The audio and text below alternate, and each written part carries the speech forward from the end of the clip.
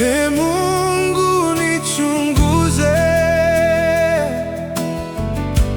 ujue moyo wangu.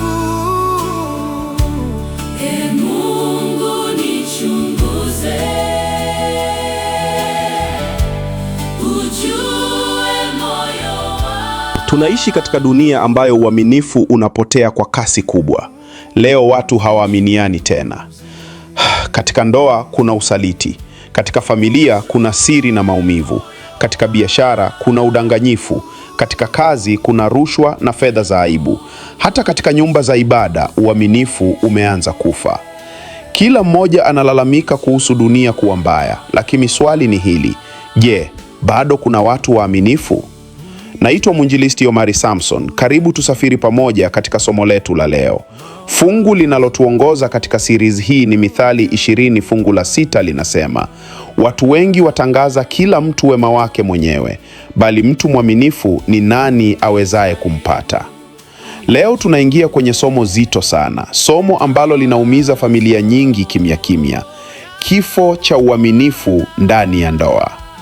Ndoa nyingi leo zinaonekana nzuri mbele za watu. Picha za furaha zinawekwa mitandaoni. Watu wanavaa tabasamu mbele ya jamii, lakini ndani ya nyumba kuna majeraha makubwa.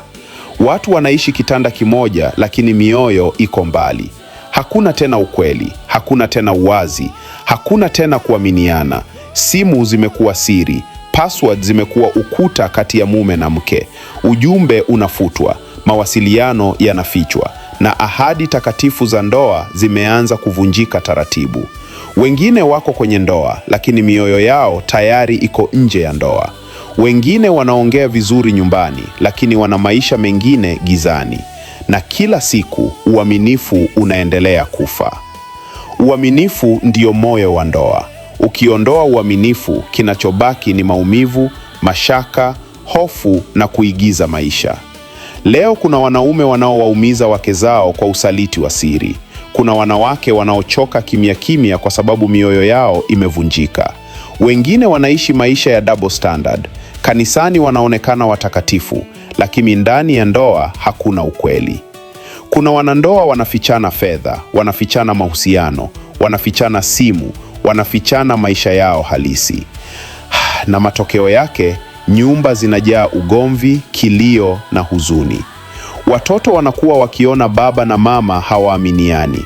Wanajifunza kuwa kudanganya ni kawaida. Wanajifunza kuwa ndoa ni mahali pa maumivu badala ya amani. Shetani ameivamia ndoa kwa siri kubwa sana. Ameondoa mawasiliano, ameondoa ukweli, ameondoa heshima na ameua uaminifu. Lakini Mungu hakuiumba ndoa kwa ajili ya mateso. Mungu alianzisha ndoa kuwa sehemu ya upendo, usalama, ukweli, amani, uaminifu. Sikiliza vizuri. Ndoa nyingi hazifi kwanza kwa sababu ya umaskini. Hazifi kwanza kwa sababu ya kukosa chakula. Ndoa nyingi zinakufa kwa sababu ya kukosekana kwa uaminifu. Uaminifu ukifa, amani hufa, furaha hufa, mahusiano hufa, na taratibu familia inaanza kusambaratika. Lakini bado kuna tumaini. Mungu bado anaweza kuponya ndoa zilizojeruhiwa. Suluhisho linaanza pale wanandoa wanaporudi kwa Mungu kwa moyo wa kweli. Mjifunze kusema ukweli, mjifunze kuomba pamoja, mjifunze kusameheana, mjifunze kuwa wazi tena. Rudisheni mawasiliano, rudisheni heshima, rudisheni uaminifu. Kwa sababu uaminifu unaweza kufufuka tena kama mioyo itatubu mbele za Mungu. Tuombe. Bwana Mungu wetu, ponya ndoa zilizovunjika. Rudisha upendo mahali palipojaa maumivu. Rudisha uaminifu mahali palipojaa mashaka. Na uwafundishe wanandoa kuishi katika kweli na hofu yako. Katika jina la Yesu tunaomba. Amina. Usikose kuungana nasi katika somo linalofuata la series hii ya kifo cha uaminifu. Kumbuka kushare kwa ndugu, jamaa na marafiki. Usisahau kusubscribe ili uwe wa kwanza kupata masomo haya. Amani ya Bwana iwe pamoja nawe. Ee Mungu nichunguze, ujue moyo wangu. Ee Mungu